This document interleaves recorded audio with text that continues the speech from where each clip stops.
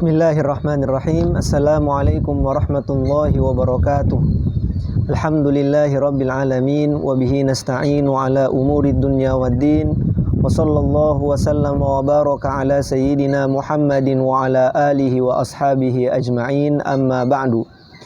Pemirsa yang dimuliakan oleh Allah subhanahu wa ta'ala, ketika kita melihat ibadah salat fardu 5 waktu yang kita lakukan, maka akan kita temukan bahwasanya salat 5 waktu tersebut dalam 1 hari 1 malam, Allah subhanahu wa ta'ala membaginya ke dalam 5 waktu yang terdistribusi secara rapi. Beda dengan dan ini kita lakukan setiap harinya. Tujuannya adalah agar setiap kali kita lalai daripada mengingat Allah subhanahu wa ta'ala dikarenakan kesibukan terhadap perkara-perkara duniawi, pekerjaan, pendidikan atau lain-lain sebagainya, ketika kita mendengar azan maka seolah-olah kita diajak kembali untuk ingat kepada Allah subhanahu wa ta'ala. Dan salah satu sarana untuk mengingatkan kita kepada Allah subhanahu wa ta'ala adalah dengan kewajiban solat 5 waktu. Maka kita dapatkan solat fardu 5 waktu yang kita lakukan, 5 waktunya tersebut terbagi secara merata dalam 1 hari dan 1 malam. Namun hal yang berbeda kita dapatkan di dalam ibadah puasa, yang mana ibadah puasa hanya wajib dilakukan oleh umat Islam, terfokus pada 1 bulan selama 1 tahun penuh. Dan 30 hari atau 29 hari tersebut pun tidak dibagi rata ke dalam 1 tahun. Mengapa hal yang demikian terjadi?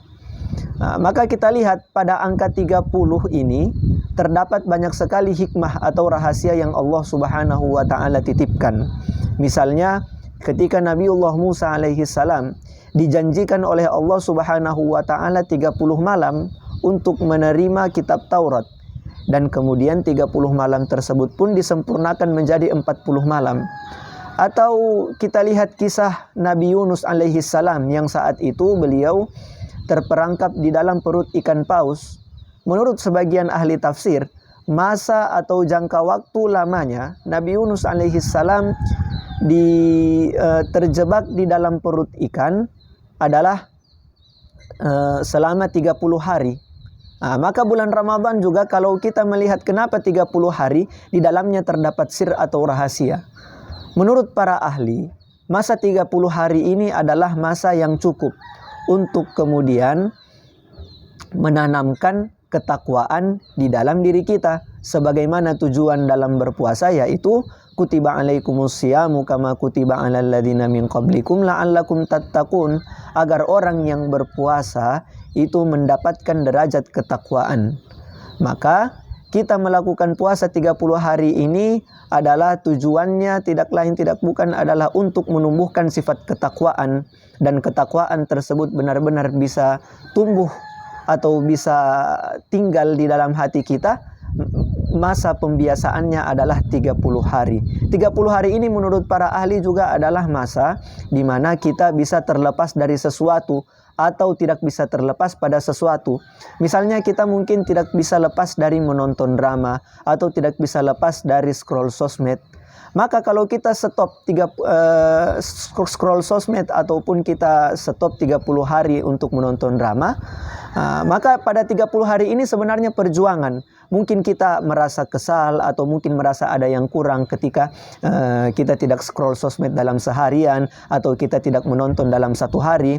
Namun kalau 30 hari secara konsisten kita bisa terlepas dari melakukan hal-hal yang kita ketergantungan, maka pada hari yang ke-31 kita benar-benar sudah bisa terbebas dari hal-hal yang kita sebelumnya ketergantungan. Begitu juga jika kita membiasakan sesuatu selama 30 hari, maka pada hari ke-31 kita benar-benar akan ketergantungan dalam melakukan hal yang demikian. Maka puasa yang kita lakukan selama 30 hari berturut-turut secara konsisten kita lakukan di dalam bulan Ramadan, tujuannya adalah untuk benar-benar bisa menetapkan atau bisa meninggalkan ketakwaan di dalam diri kita. Dan 30 hari bulan Ramadan adalah waktu yang cukup sebagai bekal kita untuk menghadapi hari-hari di luar bulan Ramadan sampai kita kemudian menghadapi bulan Ramadan yang berikutnya. Dan perlu kita ketahui sekarang ini kita masuk pada 10 hari terakhir bulan Ramadan, yang mana setiap malam, setiap hari bulan Ramadan terdapat kemuliaan yang satu harinya itu berbeda kemuliaannya dengan hari yang lain. Maka kalau kita lalai satu hari saja di bulan Ramadan, kita sungguh telah rugi, kita sungguh telah meliputkan dari mendapatkan kemuliaan yang berbeda-beda setiap harinya. Dan 10 hari terakhir di sini adalah di sini terdapat kemuliaan yang sangat besar yang tentunya berbeda dan pastinya lebih istimewa dibandingkan 20 hari yang telah kita lalui. Ini adalah sebagai pendorong untuk kita. 10 hari yang terakhir bukan saatnya untuk kita berlemah-lemah, bukan saatnya untuk kita tidak semangat, namun sebaliknya ini adalah saat-saat yang mana kemuliaan Allah Subhanahu wa taala tebarkan, keselamatan, pahala, keistimewaan, semuanya Allah Subhanahu wa taala tempatkan dan bedakan pada 10 hari terakhir bulan Ramadan sebagai penyemangat untuk kita, bahwasanya 10 hari yang terakhir bukan saat kita lalai, namun justru adalah saat untuk kita meningkatkan semangat, saat dimana kita meningkatkan kualitas dan kuantitas ibadah kita agar benar-benar 30 hari ini kita jalani secara konsisten. Maka setelah kemudian selesai kita menjalankan bulan suci Ramadan, kita benar-benar menjadi manusia yang berbeda, manusia yang di dalam hatinya sudah tertanam sifat ketakwaan, dan ketakwaan inilah yang kemudian menjadi bekal untuk kita dalam mengarungi hari-hari lain di bulan-bulan Ramadan sampai kita bertemu dengan Ramadan yang berikutnya. Dan kalaupun umur kita Allah Subhanahu wa taala tidak takdirkan bertemu pada bulan Ramadan yang berikutnya, maka kita diwafatkan oleh Allah Subhanahu wa taala dalam kondisi bertakwa kepadanya. Amin amin ya rabbal alamin.